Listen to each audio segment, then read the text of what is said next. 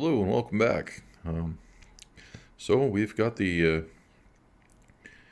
wing lights installed, as you can see here. That's what they look like. It's quite nice. Gives me actually a little bit more room because my hands are too big for those grips. So now, when they go over the edge, they're actually still on something, and they're in there solid. So it's good. I like that. So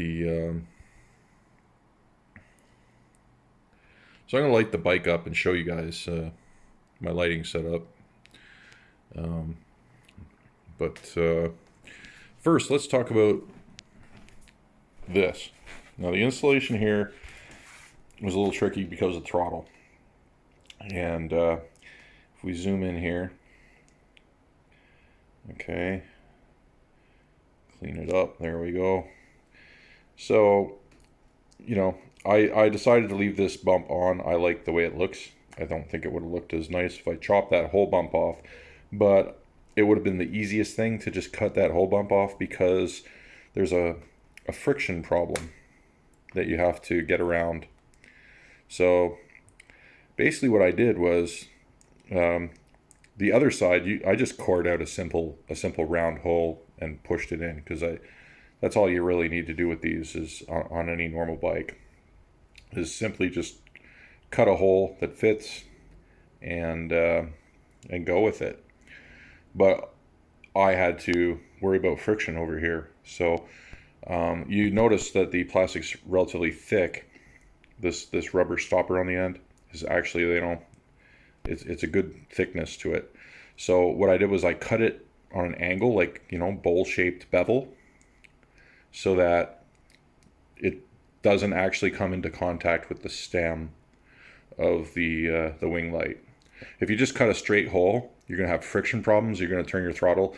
I mean, if you want, this would also kind of like, you could turn your throttle and it'll stay there.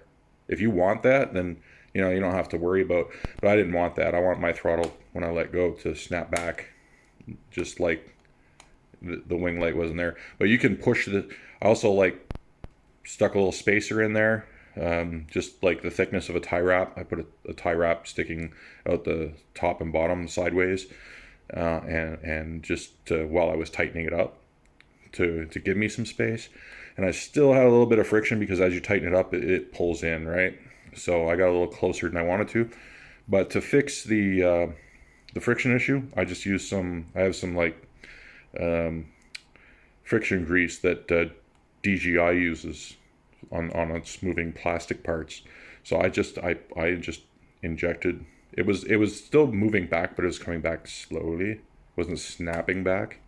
So I put a little bit of that friction grease in there, and boom, no problem. Now it's absolutely perfect. It's in there solid. It's not going anywhere, and they're super bright. Like, I'll show you that in a second. So yeah, success. You can definitely get these things in with a twist throttle. You just have to do a little thinking and eliminate that friction. So let's back up because it's probably gonna, once they flash, I don't know what they're gonna do to the camera here.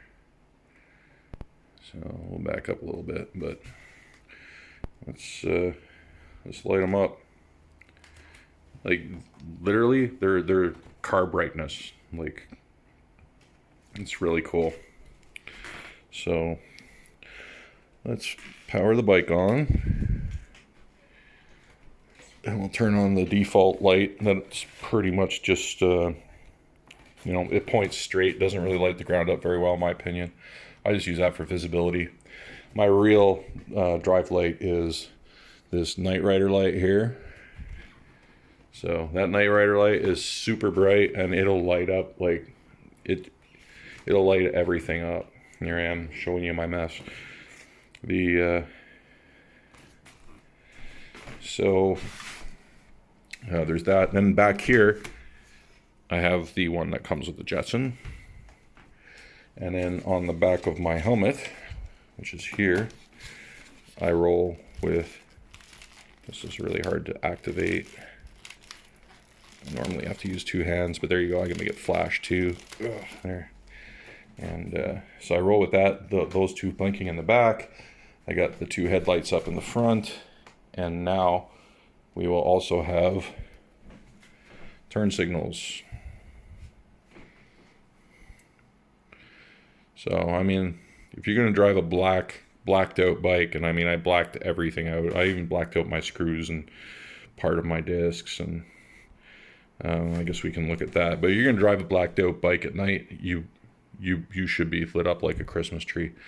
And if I didn't already mention this, the biggest concern I had, and the reason I went with these WingLights, was the long stem, the small wheelbase. If you're on a rough road, and there's a lot of rough roads here, you stick your left hand out, you're losing control of your bike. If you're doing like 30 kilometers an hour and you hit a bump, you're not in control. So I will do they shut off after like 14 seconds if you don't turn them off, or you could just press the button again and turn them off. Really nice setup. I'm pretty impressed with it. They're high quality.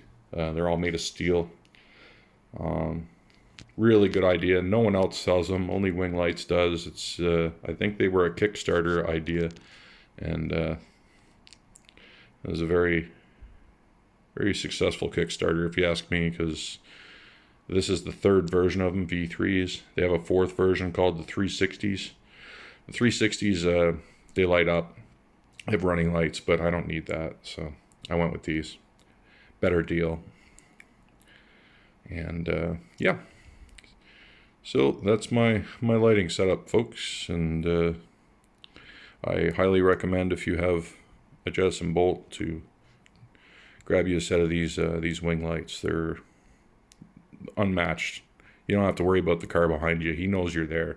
It's the car in front of you when you're turning left. He needs to clearly see what's going on, and a lot of people just don't see bikers. They just don't see cyclists. But when they see that yellow amber flash, just like every other car does, that triggers the mind. Like, they respond to that. So, safety first, folks. Safety first. Thanks for watching. Please subscribe. Almost, creeping up there to 1,000. Hoping to hit it soon. Have a great day.